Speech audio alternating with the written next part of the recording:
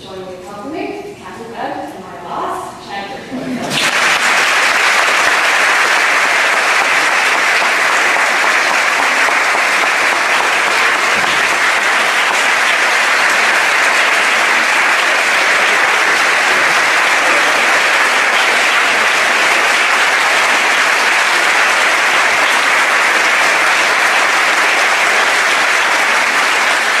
Griffin. We're going to get right into this because we've got a lot of questions to talk to Chad about, and I know that we want to take questions from the audience. It's great to be back here today. We're here on your very first day that you took office.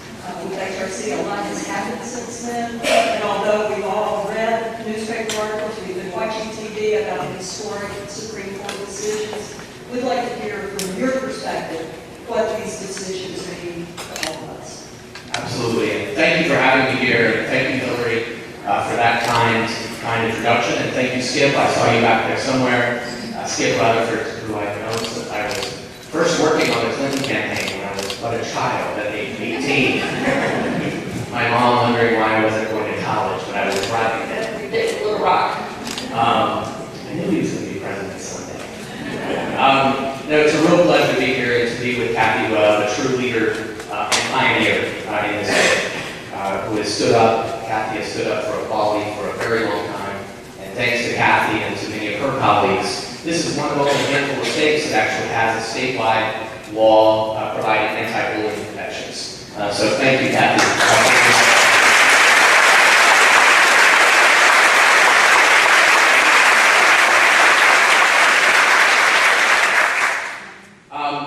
It was about a year ago. I started my first day on the job on June 11th at a very early morning breakfast at the Honeycomb restaurant on Main Street in Arkadelphia, Arkansas.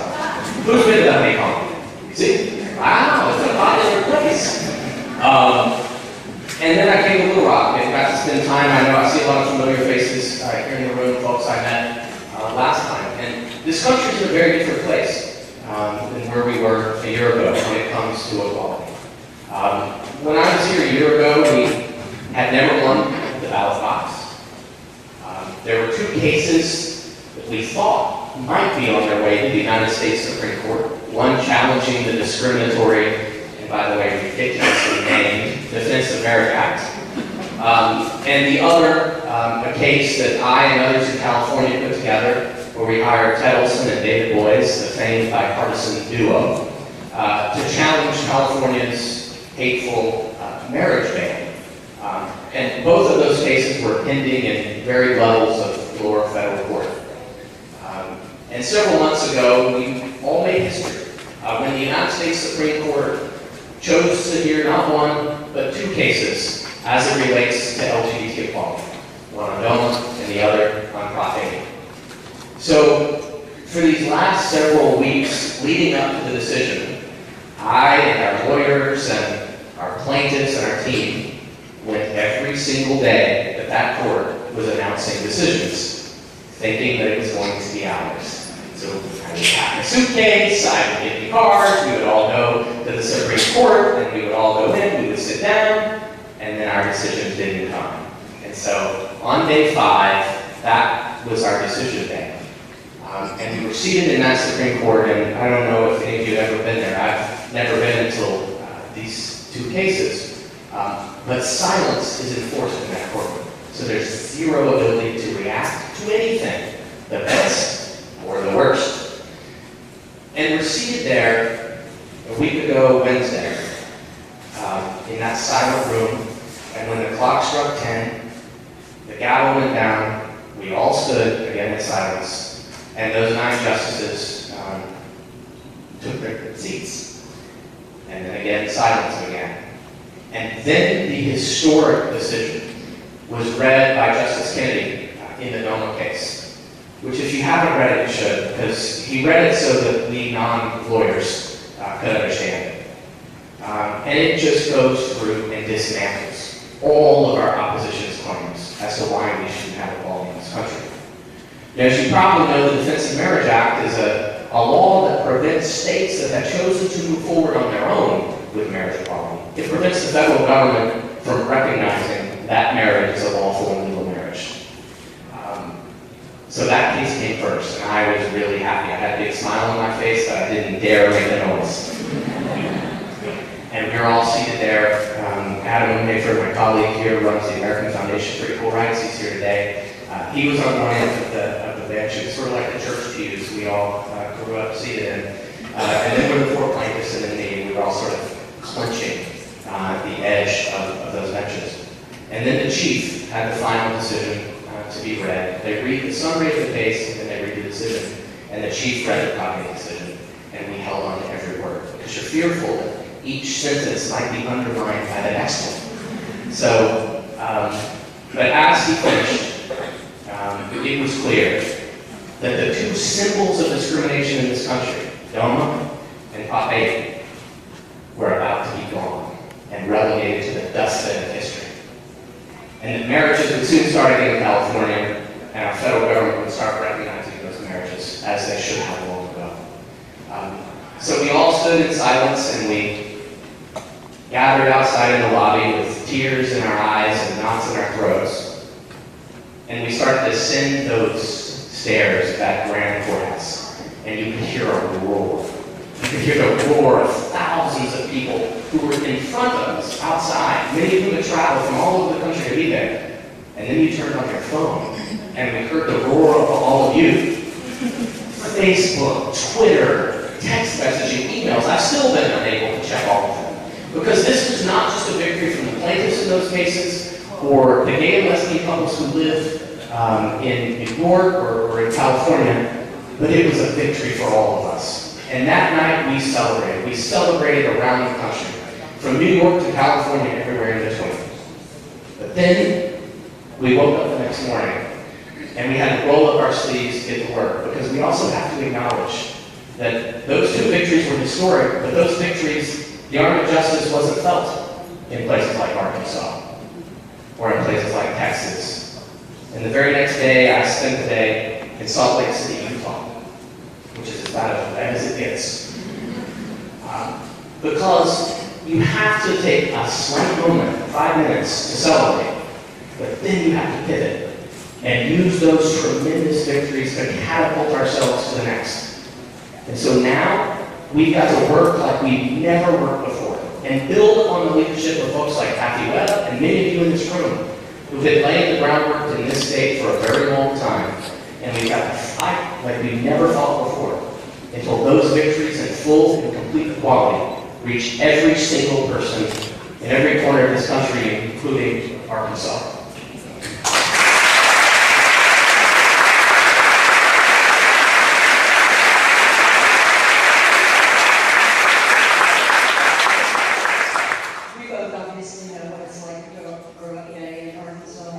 What do these decisions mean to a kid who's growing up, a gay kid who's growing up in the world today? Yeah. Let me take you back to election night. President Obama was elected 4.5 or some odd years ago, the most historic election of our lifetimes, perhaps. I was in San Francisco that night in a hotel where we were waiting election returns. Downstairs was the ballroom for the Obama campaign. Across the hall was the ballroom for the Proposition 8 campaign. And I was seated in that hotel room with a group of friends and with the mayor at the time, Gavin Newsom, and we're watching Obama's speech in Chicago. History. But we had blank stares on our faces. Because in front of that computer screen, or between me and the TV was a computer screen that showed not only was Proposition 8 going to pass in California, but a horrendous anti-gay adoption ban was about to pass in my home state of Arkansas. And a marriage ban was about to pass in Florida that same night. So particularly for an LGBT Democrat, and certainly for LGBT folks in those states, it was a really depressive election night with an inability to celebrate. And I am certainly a competitive person, and I don't like to lose. But front of mind wasn't that loss. Front of mind was the message that was sent that night to that LGBT young person who's living right here in Little Rock, or in Hope, Arkansas, where I was born, or Arkadelphia, Arkansas, where I went to high school, and everywhere in between, that he or she is a second-class citizen. They're less than, that they're unequaled, and they're deemed so by their government, and this time by a vote of the people. And the message that sends to that young person, and the license to discriminate that gives to parents, to preachers, to teachers, to community leaders, is terrible, tragic. And it's for that young person, that we all fight this fight every single day. Yes, we all deserve equality in our own lives. But it's that young person growing up today who is told that he or she is second class or is less than, that we fight this fight. And we've got to fight it with a great sense of urgency. Because every single day of delay, there's a consequence to the life of that young person. And Kathy, as you know, we last year conducted a survey of 10,000 young people across this country, including a significant sample size right here in the state of Arkansas. And I'll just tell you one interesting contrast. We asked LGBT people, as well as straight teens, LGBT teens and straight teens, what their top stresses in life. These are junior high and high school age, straight teenagers, surprise. Graduating from high school, getting into college, and their finances, so the job they work outside of school. For me, it was at Walmart. I enjoyed that job, by the way. The customer is always right. I learned it from a very early age. Although sometimes they're not right. But for LGBT teenagers, coming out of the closet, family rejection, and bullying at school, those are their top 3 concerns. For a young person, that's what they have to worry about. Now, they also have to worry about graduating from high school, getting into college, working a second job, but those are forced down to second-tier issues. And so that's why we have to fight this fight, because we have to change that. A young LGBT person in this country should be able to grow up with the exact same hopes, dreams, aspirations, and yes, challenges as their straight peers. And we've got to ensure that reaches them sooner rather than later. Thank you, Jim. We just came from a press conference at the Capitol with a number of public policy leaders and other community leaders, and we talked about some things in Arkansas that are changing for the better. Can you share some of that information with the folks here? Yeah, absolutely. I first of all mentioned how proud I am that this state, my own state, has an anti-bullying day. But it doesn't stop there. As we all know, there's a long ways to go. In this state, and states just like it across this country. But we commissioned a bipartisan poll that just came out of the field about a week ago, where we looked at where this state is today on a number of issues. We used Mitt Romney's pollster paired with a prominent Democratic pollster who's going to work for Clinton, Obama, and so forth. Because we wanted it to be really legitimate, particularly in red states like this. And we wanted everyone to pay attention, Democrats and Republicans alike. And it showed a number of things. One, it certainly showed the distance we still have to go. But the opposition to marriage equality has dropped to 55% in this country. We're at about 55 to 40. And you say, wow, we've still got a long ways to go across the finish line. But that is movement. And in politics, what matters is not where you are at a particular snapshot or moment in time, but what matters is the trajectory, where you're headed, what the trend lines look like. And make no mistake about it. The trend lines across the country, and specifically the trend lines in this state, are headed towards full and complete support, including marriage equality. But it's up to all of us to move those numbers as fast as we can. And we've got to take that 55% below 50, and we've got to take our 40, we've got to skyrocket those numbers up. And we can do it. We've seen the country move to a majority support of marriage equality. But at the same time, we've seen significant movement and shifts in the South, too, and this poll shows in Arkansas. A couple of other things. One of my favorite numbers, I know this will surprise you. Young people are always the smartest. Arkansans under the age of 30, there are few of you in here. I'm no longer that. Arkansans under the age of 30 support marriage equality by a margin of 61%. Over 60% of Arkansans under 30 support marriage equality. So the lesson there is, one, where these numbers are headed. But two, the politicians better wake up. They better wake up.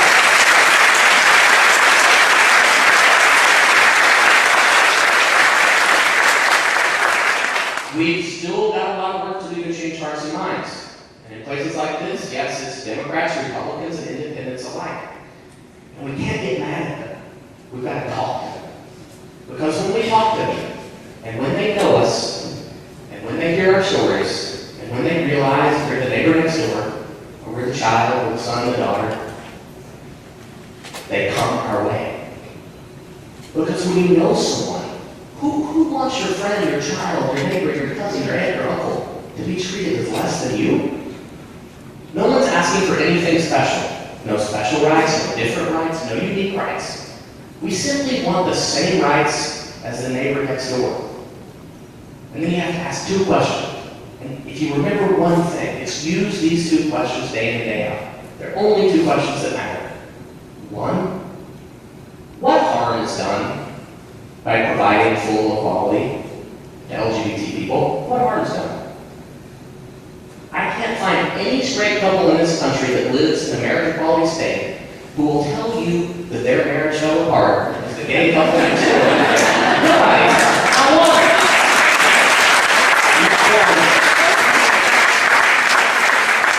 That gay couple next door is struggling to pay their bills and mow their lawn and get their kids to school and put food on the table. The exact same struggles and lives that the rest of them have. The second question, what harm is done by not providing full equality, including marriage equality? Well, guess what? Real harm is done. Particularly young people, particularly the families who don't have the most basic of protections when it comes to their kids, when it comes to hospital visitation and inheritance, and a whole host, more than 1,000 different rights, benefits, responsibilities, and privileges come with marriage. And when you break it down to those two basic things, as the Supreme Court found, at least the majority of the Supreme Court found, there is no justification, period, to discriminate. There's not one. Then they may try to turn the corner and give you a religious argument. Well, guess what? There's not a religious argument either. As I said this morning, I grew up going to church Sunday morning, Sunday night, and usually Wednesday nights if my mom could convince me. Never did I hear any teaching coming out of that Southern Baptist church that one should hate, one should discriminate, one should judge. No. We all learn the golden rule, treat others as you wish to be treated, and love thy neighbor. Those are the basic themes. And we have to have this conversation at a religious level too. Because most people grow up and attend church. And so you can't just write off those who will try to utilize religion against us. Because religion and religious teaching, I don't care what denomination you're part of, they all of them, call for full and equal treatment of all of our people. What religion asks us to discriminate against someone, to treat them differently, simply because of who they are, how they were born, or in religious terms, how God made them? When we have conversations at this level, hearts and minds are changed. But it's a lot of work to do it, and we've got to acknowledge we still have a lot to do in places like Arkansas. It is a lot of work, but I'm glad that you were able to share with us that we are making progress in Arkansas. And I'll tell you, as I've talked to my former colleagues who oppose marriage equality and other issues that are related to us, every single one of them tells me that their kids who are 18, 20, 21, who have been raised in evangelical churches typically totally support marriage equality and could care less about that. So what I know anecdotally certainly confirms what you both found out. Okay, Jeff, what's next for HRC and gay rights? Yeah, well, first of all, starting with the fact of acknowledging that our job is equality everywhere for everyone, and writing off no one. If you look at a map right now, and you see where equality is, it's for the most part on our coasts, right? It's on the East Coast, it's on the West Coast. Well, most people live everywhere in between. We have two exceptions. We have two exceptions that I'm really, really proud of. One is the state of Iowa. Iowa became one of our first states in this country to support marriage equality. And it's because a very wise Supreme Court in the state of Iowa, in a unanimous decision, I think, by the way, all 9 of those justices appointed by Republican governors, ruled it unconstitutional to deny marriage equality in that state.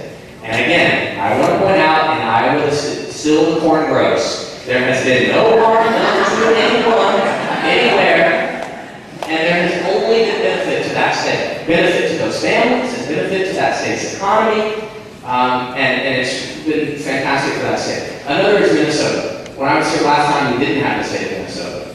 Our opposition made a huge mistake. They put forward a constitutional ban on the ballot this last November, and they thought we wouldn't fight it, and they thought we couldn't win. Guess what? We beat them at their own game for the very first time. We beat them.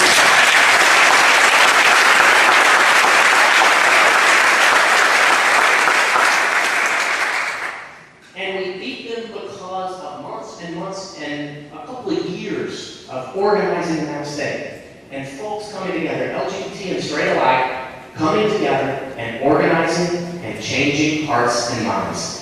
That's the only way we won. We couldn't have won in a vacuum. So we did that, and then we turned around 3.5 months later with a number of other organizations and our state partners there on the ground, and we passed marriage equality in the state legislature, and the governor signed it. And that's one model of how to get things done. There are some states where you can win at the ballot. There are some states you can win in state court. There are other opportunities in federal court. We have 9 federal court cases pending right now. And there are other states where you have a lot of work still to do to change hearts and minds before you can win at any of those places. So we've got to utilize these victories we have and move into this really a new frontier. And I don't mean folks haven't been working, because as I said earlier, there have been people who have been laying the groundwork day in and day out for years upon years in states like this. Now we've got to look at those 37 states. And in each of them, it's not going to be the same in every one of them. But we've got to organize like we've never organized before. We've got to stand up and tell our stories, and we've got to change hearts and minds. And that's why this week, this is my first stop. I actually spent the weekend with my family, and I tried skiing again, by the way. I don't recommend that if you haven't done it for a long time. So I was able to spend a few days with my family in Hot Springs this weekend, and then I'll leave from here and go to North Carolina, and then to Virginia, and then again in Jackson, Mississippi. If you think things are challenging in Arkansas, come with me to Mississippi. But you can't write off anyone or any place when it comes to a problem. We've got to win it everywhere. One other thing, we're talking a lot about marriage, and in terms of what's coming up. In more than half the states in this country, it is perfectly legal to fire someone because they're LGBT. Most people don't know that. It's perfectly legal to fire someone simply because their boss saw a photo on their desk of she and her partner. Fire them. And by the way, tell them that's why you're firing them. You can't do that with anyone else. But with LGBT people in more than half the states in this country, you can fire them or not hire them in the first place because of who they are, how they were born. We've got to change that. The vast majority of the country supports that. Over 80% of Americans support these basic protections. So we're about to have our first hearing coming up this week in Washington, in Senator Harkin's Health Committee, on a federal law to protect LGBT people. And I hope and believe that we can get that out of committee, we can get a vote on the Senate floor. Again, it's going to take a lot of work, and it's going to take organizing in all states, including this one, in order to get the votes we need to get out of the Senate, and then ultimately, and to fight what we've never fought before to make progress in this House of Representatives. The House of Representatives that couldn't even pass the farm bill. But we've got to make progress where we can. And while we're moving that federal legislation, we can perhaps make progress at the local level. We can get these non-discrimination protections done at the city level, at the municipal level, and in some places at the state level. Because what's more American than treating people and judging people at work based on their performance, not on who they are? That shouldn't be controversial, and our politicians, again, need to catch up, and they need to lead on this, and we're going to work like heck to make sure that they do. And those who don't, we're going to work like heck to make them feel pain for it. Jack, we're going to change things for a minute. Here we are at the school, the Clinton Library right next to us. Everybody knows that you're youngest staffer to work in the Clinton White House.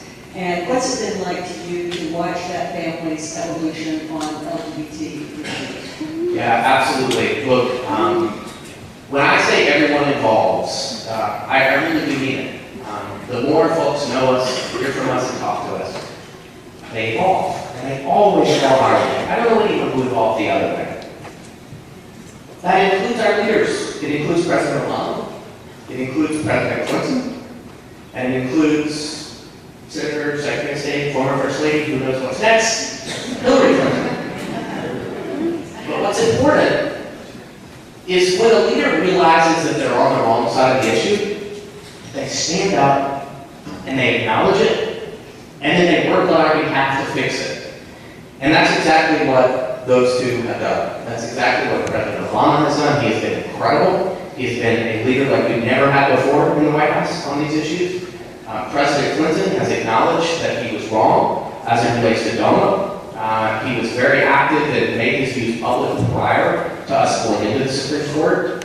And an interesting story around Hillary Clinton about 2 weeks before we went into oral arguments in the Supreme Court. She had been Secretary of State. When you're Secretary of State, you're not supposed to express your views on anything other than international issues, and those directives come from the White House. And so she didn't comment her entire time as Secretary of State on any domestic issue. So I was in New York one day. I was meeting with openly LGBT employees at Macy's corporate headquarters in Manhattan. And the speech went too long, and I missed my train. And so I was rebooking the train, and I had to take the train back from Penn Station in New York City back to the end of the station. And did any of you ever been to Penn Station rush hour? It's a nightmare. You fight for a seat, and there's never room for your bags, and you're sweating, and you're fighting your way down those escalators. And I got to the bottom, and I had my bag, and it was crowded. There were police everywhere. I said, "Why are the police as I get on the train?" And I turn and get onto the Acela Express, the Amtrak. And Hillary Clinton was seated there on the Amtrak. You get downgraded a bit when you're not Secretary of State. You're supposed to go to the planes. So she too was on Amtrak. And she was as surprised as I was to see one another. Great conversation about marriage equality. That was on a Wednesday. That following Saturday, she recorded her 5-minute message about marriage equality, which I thought was incredibly eloquent. That we released through HRC to our members and ultimately to the world that following Monday. And on the international front prior to that, and most of you probably know that, she has been an incredible champion and leader, including in places, by the way, where it's very difficult in a lot of these countries to talk about these issues, and she has not been scared. She has challenged leadership in foreign countries, and she has stood up, and she has been a real leader. So to see these two folks who were really mentors of mine, growing up in Arkansas, she was my first lady, he was my governor, virtually my entire life. And so to see them now standing up on behalf of equality the way they do is incredibly gratifying. And by the way, because they're leaders, other people follow them. Other hearts and minds are changed because of their leadership. Thank you for sharing that story, too, the personal story. A minute ago, you touched on that over half of the states have no protection for LGBT workers. And of course, Arkansas is one of those states where you can be fired simply because you're gay. And you touched on the bill that would be brought up in Congress. What can we do here in Arkansas to help with that effort? And what's it going to take to get something passed? As you mentioned, farm bill didn't even pass. What can we do? Again, organize. We need votes of Republicans and Democrats, or we won't win. You have a little bit of one and a lot of the other in this state. We need the leadership of those who are elected in this state in Washington to be with us on this issue. Some of the elected officials here are undecided, or at least haven't publicly expressed their views on these issues, and we need them. Both of the senators from the state, quite frankly, should be supportive of something that's such a basic fairness, quite frankly, a Republican-like principle of fairness and liberty and equality. And so you're going to be hearing a lot more of us in this state. Because if we make progress on that bill, we're going to be in communities and in states across this country where our members of Congress have to go on weekends, every single weekend, and face their constituents. and they need to hear from all of you. I need never to hear from a member of Congress. This is a true story. This actually happened with an elected official who will remain nameless, but an elected official in Washington, I was meeting with him one day, and we were talking about all of these issues, equality, marriage equality, and everything else. And this is someone who was not at least publicly supportive of our issues. And he looks at me and he says, without expressing any change of view, he looks at me and he simply says, you live in D.C. now and you lived in California before. He's like, but my state's different. We just don't have that many LGBT people in my state. So you laugh, but he was serious. He didn't say that to be offensive. He did not say that to be offensive. And at first my reaction was, oh my gosh, I can't believe you're saying something so ridiculous. But then I went to a place of, wow, responsibility is on all of us. Responsibility is on all of us because he hadn't heard from us.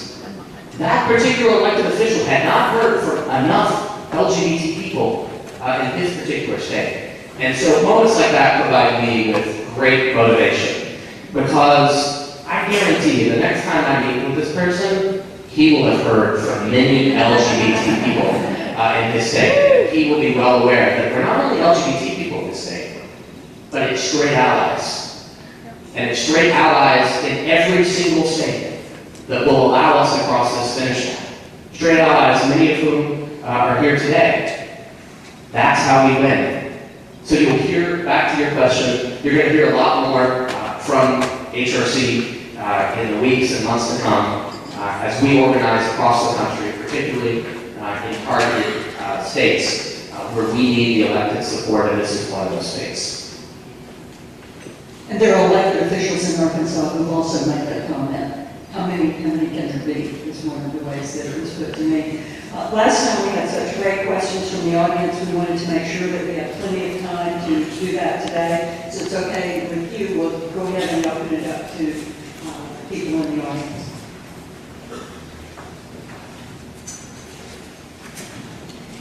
Hi, thanks for being here. My name is Lynn Phillips.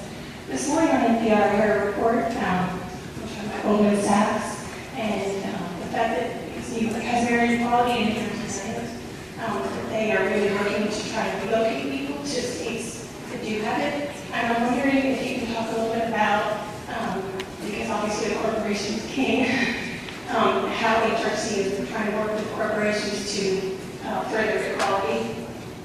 Yeah, absolutely. So we have one of, I think, our most successful programs, the Human Rights Campaign, is our workplace program, the Corporate Equality Index, where we go in, we work with companies all over the country, including companies right here in this state, to get them to treat their employees equally and provide equal benefits to same-sex partners, spouses, whatever they may be in that particular state. Companies have led the way on this issue. And by the way, I'm not talking lefty, liberal, progressive companies. I'm talking mainstream American brands. For instance, in Minnesota, General Mills was one of our top leaders on equality. The chairman and CEO of General Mills was one of the most eloquent spokespeople. That's not a company that ever takes a political position. They don't view this as political. They view this as a human issue, and an issue that affects their bottom line, and an issue that affects their employees. So we've got to bring more companies into that program, and we've got to change.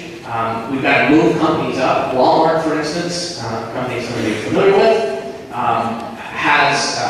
they were at about a 50 when I started a year ago. Today, they're at about a 65. Again, it's where you're moving, not how far you've moved. We've got to continue to increase that. 100 is the perfect score, and every company in America should be at 100. I think more than 300 are at 100% in this country today. So our corporate leaders are really helping to lead the way when it comes to equality. But now they've really started to step out of the boardroom and advocate on behalf of equality in the court of public opinion, but also in state legislatures and in Congress. Some of our most eloquent spokespeople in our congressional hearings, including the ones coming up, are business leaders. But specifically, the example that she gave as it relates to Goldman Sachs, and it's sort of a perfect example of two Americas. New York and New Jersey, next to each other, A river separates them, and a bridge, more than one, connects them. If you're on one side of that bridge, you get full equality, you get full benefits, your state and your federal government treats you equally. And that has incredible impact on families, on your employees, on your bottom line, on health insurance, on and on and on. So if you're a company, and you could be on one side of the bridge that does that for your employees, or you can cross the bridge and be on the side where there's zero equality, where there's no marriage equality, and where your employees are treated differently under the law, what's that bridge you're going to locate your company on? What's that the bridge you think that you can attract the best employees on? People are going to choose the places that have full equality. And that's why I hope a state like Arkansas, leading the way, it's good for business. It's good for business. And at the press conference this morning, it was mentioned that the first state in the South to step forward with full equality, you're going to see a lot of businesses looking to relocate in that state. A lot of businesses. There's not a single business in this country that doesn't have LGBT employees, whether they know it or not. So I hope Arkansas can be one of those states in the South that really leads the way. Not only because it's right, it's morally right, and it's the right thing to do to our fellow citizens, but it's also the right thing to do financially from a business perspective and for the economy of this state. And so for those who are on the other side, once again, it's an argument that you just can't make. It falls apart. If you're on the other side, not only do you not want folks to be treated equally, but you want to put your state in a place where you're not best positioned when it comes to the economy or to attracting jobs, to increase your tax base. It's the right thing to do.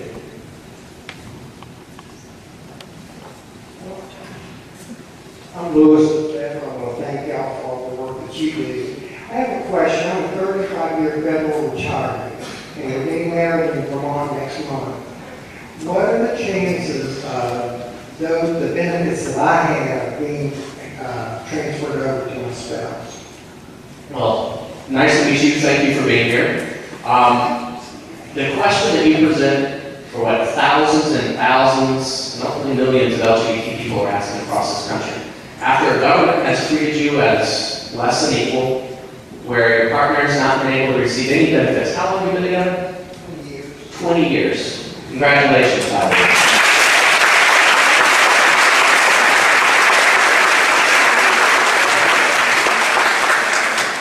So the federal government, and I've been impressed right after the Supreme Court decision in both of these cases. Within an hour, President Obama had called me, and we had a discussion about what we have to do to ensure that these two Supreme Court decisions reach as many people as possible. And with the leadership of the White House and the Attorney General, this federal government has moved really quickly in these initial, however many we are, 12 days since those rulings. President Obama said that in his view, and he believes in the view of the federal government, marriage should be a marriage. And so what that should mean is that if you were married at any legal location, so any of the 13 states or the District of Columbia, and you come back home to your home state of Arkansas, the federal government, in all the places that they can, will recognize your marriage as a legal one. Now, there are, as I said, there are thousands of places where marriage is in federal code and regulations and laws. Many of these things the executive branch are going to be able to change on their own. There are some things that are going to take, unfortunately, further congressional action. So we are moving the ball forward on all fronts. We're working closely with the administration to ensure that gay and lesbian couples who got married in any legal location, when they go home to one of those 37 states like this one, your federal government, regardless of what your state says, your federal government views your relationship, your marriage, just as the same way that they view my mom and stepdad's marriage, and the benefits that you get are exactly the same as those that they get. That's all being worked out now. And thank goodness for Justice Kennedy's sweeping decision that gives some clear direction there. And thanks to the Obama administration for really leading that.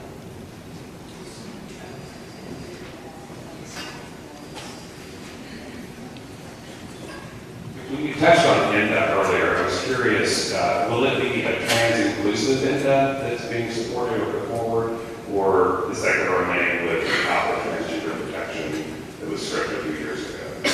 The piece of legislation now is fully inclusive. It's LGBT, lesbian, gay, bisexual, and transgender. And I and we in this organization, nor will most of the folks I know in Congress who support anything other than a fully inclusive.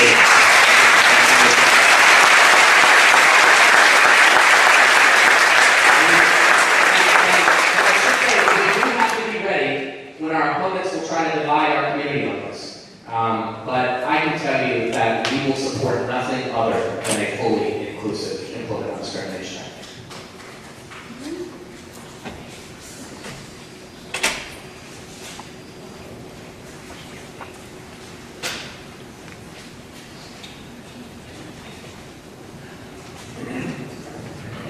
Hi, my name is Michelle Wilson. I'm a recent graduate from Griffin College, and we just worked with human rights campaign about a little over a year ago.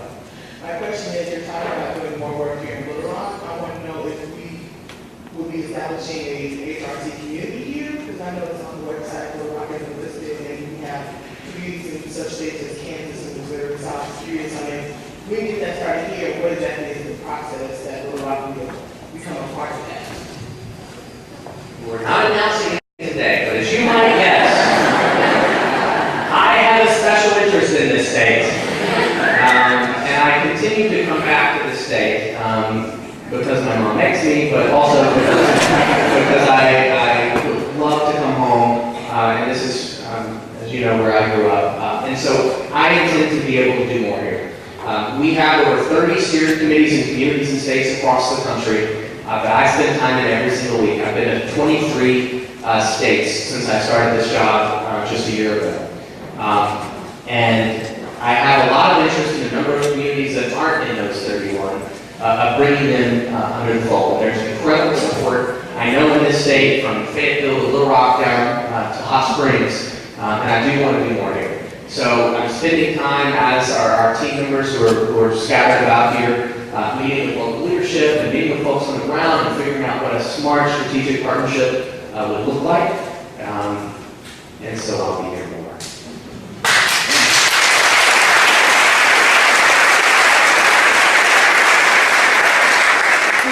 We've got two questions right here on the same row, and one is from our distinguished Senator Joyce Elliott.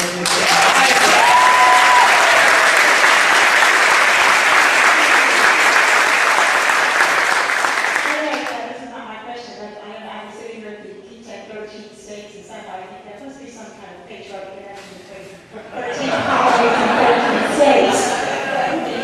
But my question, first of all, thank you for the work and welcome home. But my question has to do with, you mentioned division. And I am just constantly concerned, kind of looking at the audience today, always the lack of people of color when we talk about this issue. And wondering if HRC has some kind of specific outreach connection campaign to help us address the issue. Because I see that people use it as a major divisive demarcation, because the African American community in particular, we tend to be much more conservative on this issue. Particularly on that line, you know. No, look, you're absolutely right. We have to become more diverse, not only in terms of racial and ethnic diversity, also in terms of religious diversity, in terms of the communities we talk to. Because if we only spend time in rooms talking to ourselves, we're not changing very many minds. And so we have to spend most of our time talking outside of these rooms. And it's no question, I'll give you an example. In the first meeting I did when I started the shop, literally the first meeting, I landed at the airport in Washington, D.C. I went straight to my office for the first time. And I did a meeting with Webb, who's the head of the NAACP now, a great friend and a phenomenal leader in this country, and has been a great partner. He and I talked about more ways that we can partner, more things we can do together. And we decided the first trial run was going to be in the state of Maryland. Maryland is a state that is incredibly diverse. It's about 40% African American. It's heavily Catholic. And most people, including folks in our own community, said, no way can you win in Maryland. Give it up. Fight in Minnesota, in Maine, in Washington. You're never going to win in Maryland. But we organized in each of those communities We formed a partnership with Ben and other leadership locally in the state of Maryland. And we moved the needle on every single voter block in that state, including the African American community. And without that support in the African American community, and without the support of the African American ministers and pastors, many of whom split from some of the other leadership and really stood up. And some of them paid a slight price initially, but one of my favorite ministers in that state talks about his congregation went from 7,000 to 10,000. He's a mega church pastor in that state, and by standing up and doing the right thing, his congregation grew dramatically. We also have an HBCU program, which I assume is what you were working with. I can't see. What was the partnership? Right? Which is another great program that I'm incredibly proud of. Again, we can always do more. We can always be better. And I commit to that. And if we're going to win, we've got to. We've got to talk to all of our communities. And you make a good point, and it's a priority for me. We've made some progress on that front, but we can do better.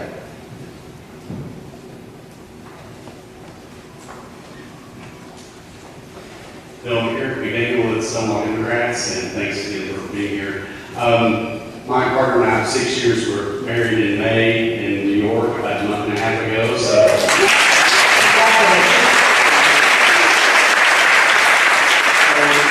like the two of us, so many people, after DOMA was overturned, are eager to challenge at the state level and across the nation. So, without being an attorney and not understanding, can you speak a little bit about the strategy? I know people are already gathering in all the states where there are bans and others, to bring lawsuits. Is there a strategy? Is it more better? Can you provide some leadership there? What would you recommend? Well, so first I want to say there is no easy answer and there is no silver bullet. If all of these things I talked about are what's going to get us to the finish line. So, this Supreme Court, in oral arguments, made reference to the number of states that have moved towards marriage equality and made reference to those who still haven't moved. In 1967, when the United States Supreme Court struck down bans around this country on interracial marriage, states like this still had laws on the books. There were about 13, I don't know the exact number, but about 13, less than 15 states had already wiped away that discriminatory law. The Supreme Court stepped in 1967, nationalized it, and made it illegal to have marriage discrimination based on race. But what worked there is the ball was moved forward on all fronts. As those cases were rising to the Supreme Court, efforts were underway to move public opinion. There were state cases that were filed, there were federal cases that were filed, there were state legislatures around the country, perhaps not so many in the South, but some, that moved forward on that issue. And so we've got to move forward on all of these fronts. Now, ultimately someday, this court is getting a marriage equality case again, I assure you.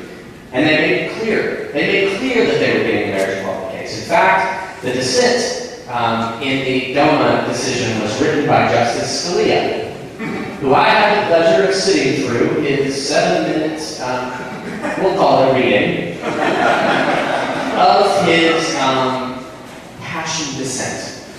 He made clear in his dissent that the decision of the majority was ultimately going to be used in the next case. It was going to come to that court that would bring full equality to this country, and he's right. There is going to be one or more federal cases that rise, and ultimately, I don't know if that's a year, I don't know if that's 3 years, I don't know if that's 5 years. No one can predict that. It took us 4.5 years from the day we filed the Proposition 8 case to get it overturned. So in less than 5 years, we were able to do it in California through our federal courts. So those kinds of cases are going to continue to rise, but we do have to be smart and strategic about the kind of cases, the location of the cases. You have some jurisdictions that are friendly, you have some that are terrible. You have to look at the precedents in those federal districts. And I defer to many of the legal minds that I trust and respect, whether it's those involved in the American Foundation for Equal Rights, people like Nelson David Woods, or folks at the ACLU, or Single Leg Lab, or Lambda Legal, people who've been really the pioneers on this front. And there's sometimes maybe differing opinions, but it's really important that we listen to those who help to lead the way. So I don't know the exact answer in this state, what's right for right now. What I do know is we have lots of hearts and minds to change while these decisions are being made, and that's what we need to do.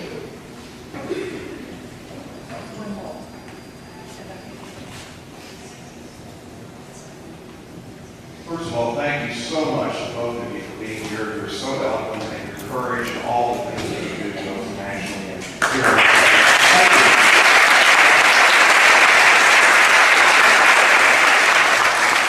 My name is John Banker, and I'm a little bit nervous to say this, but after 27 years, my partner and I are going to be getting married on September the 6th.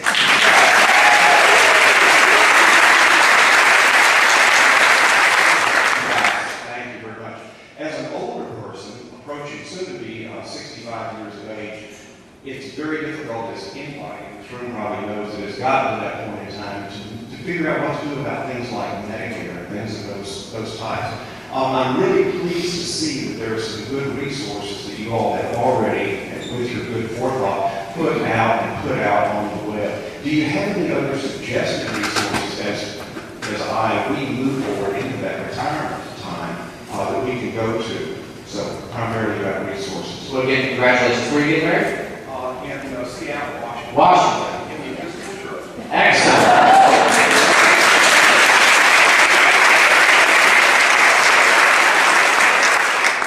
So just as I started a year ago, we started a new health and aging program at HRC. And we started rating hospitals across the country as it relates to their treatment of LGBT people and same-sex partners, and there are a lot of issues there, as many of you have probably experienced or at least can imagine. We are now moving in onto the aging side of that, really looking at elder care, at nursing homes, at assisted living facilities. That's just a very small sliver of what needs to be done in this space. But you point out, on both ends of the life spectrum, for our young people as well as for our seniors. I mean, that's who we should care for the most. That's who we should care for the most.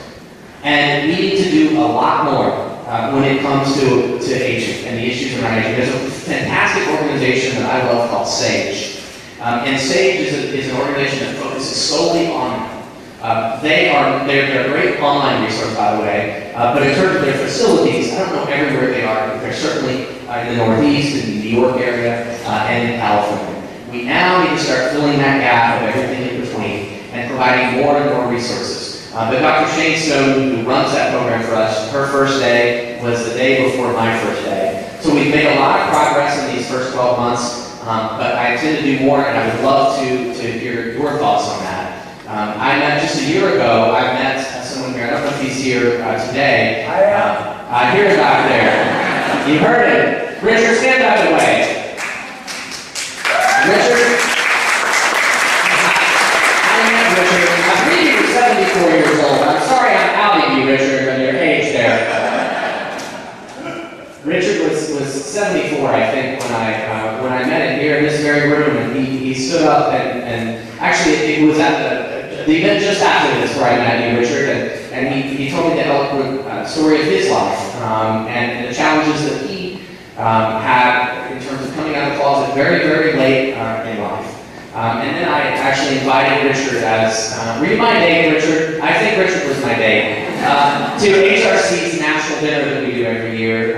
It's about 3,000 people, but I flew Richard up and had him there as my guest for that dinner. And we talked about the challenges. And I didn't have all the answers, and I still don't have all the answers. I can tell you some of the things that exist in terms of resources, but what I know for a fact is there's a lot more that we need to do. Richard's given me a lot of his thoughts, as have many others around the country. I'd love to hear more from you as well. Just before we go, I want to introduce my family who's here today. So my stepdad and my mother.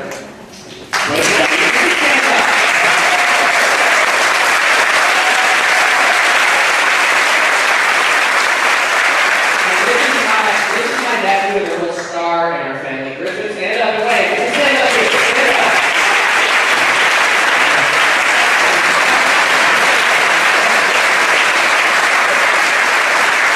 I think he's about ready to give a speech. She was at the press conference this morning. My sister Angie, Ronnie, Jill, Janan, and Bob. Former State Representative Bob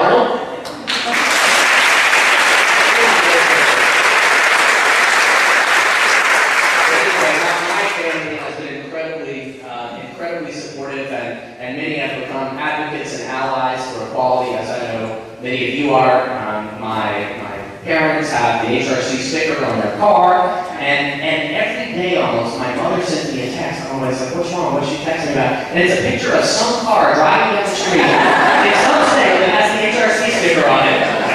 I hope she's not in the driver's seat when she's taking these pictures.